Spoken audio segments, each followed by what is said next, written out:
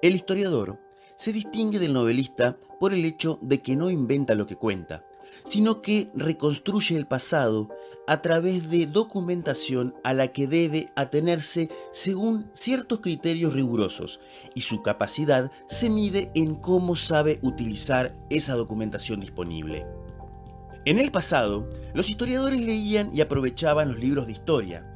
Después vino la pasión por los documentos, sumergiendo a los estudios en los archivos, para pasar más adelante a apreciar otro tipo de testimonios.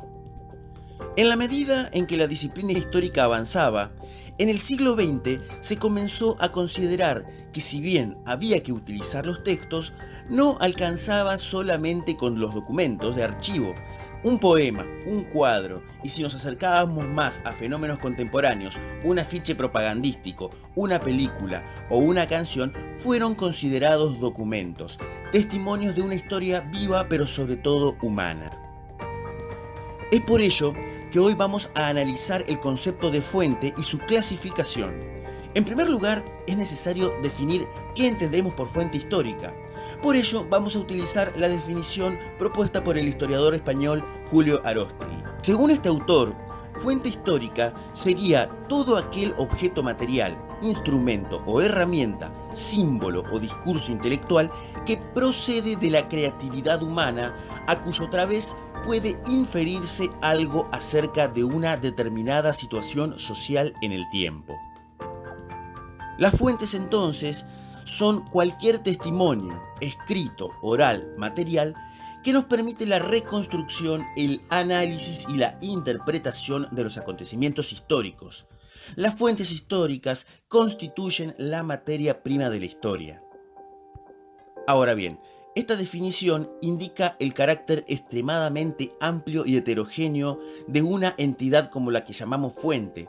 A grandes rasgos se pueden dividir en dos, en fuentes primarias y fuentes secundarias. Las fuentes primarias proceden de la época que se está investigando. Son testimonios de primera mano contemporáneos a los hechos. Leyes, tratados, memorias, censos de población, artículos de prensa, imágenes y objetos de la vida cotidiana. Este tipo de fuentes son creados en el momento histórico que uno se propone investigar. Generalmente, las fuentes primarias no proporcionan explícita o detalladamente su propósito. Es tarea del historiador inferir a través de ellas.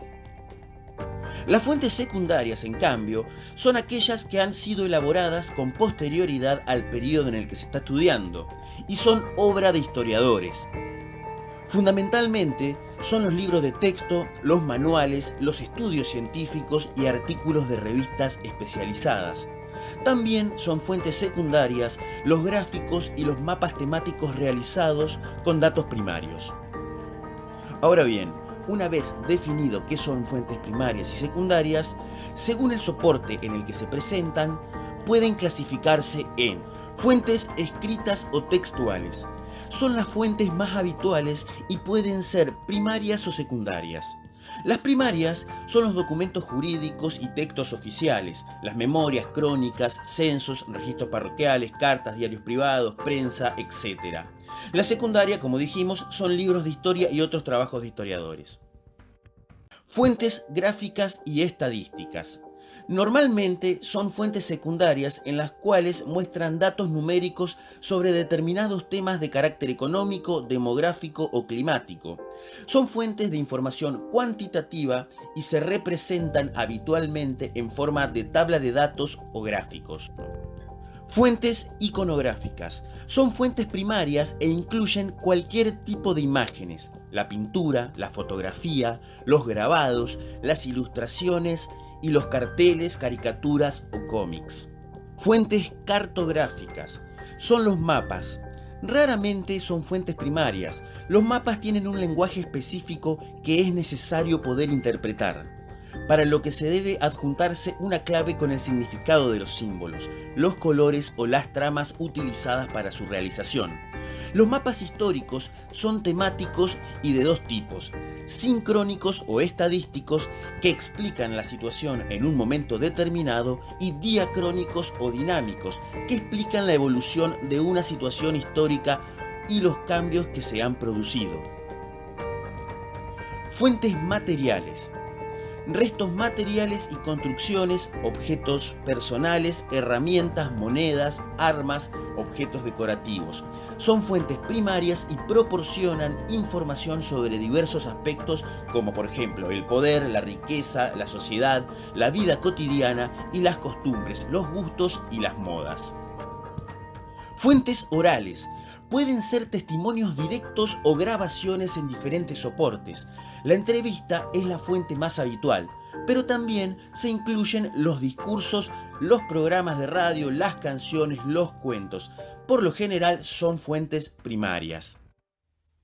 Al igual que un detective, el historiador, cuando recopila sus fuentes, las estudia, las valora y las interpreta. Formula en su imaginación, uniendo un dato con otro, las posibles hipótesis sobre lo que puede haber ocurrido realmente en la época y en la sociedad que estudia, distinguiendo tres fases en el trabajo de documentación del historiador. La primera es la recopilación de fuentes documentales.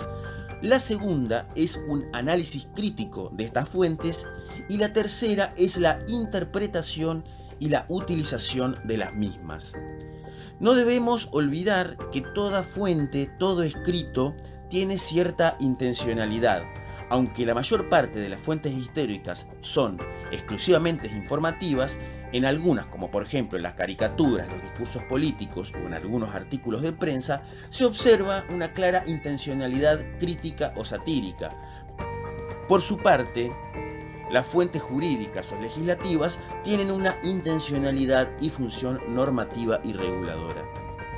No debemos olvidar que en la utilización de estas fuentes, lo que el historiador hace es una reconstrucción de una situación pasada, siempre tratando de poder darle respuestas a este complejo presente, pues tengamos en cuenta que la funcionalidad de la historia, o por lo menos el gusto por acercarse a investigar el pasado, siempre surge de un interrogante que nos plantea este complejo presente. Y con esto finaliza el video, espero les haya servido. Por lo pronto me despido, espero estén todos muy bien y que la historia los acompañe siempre.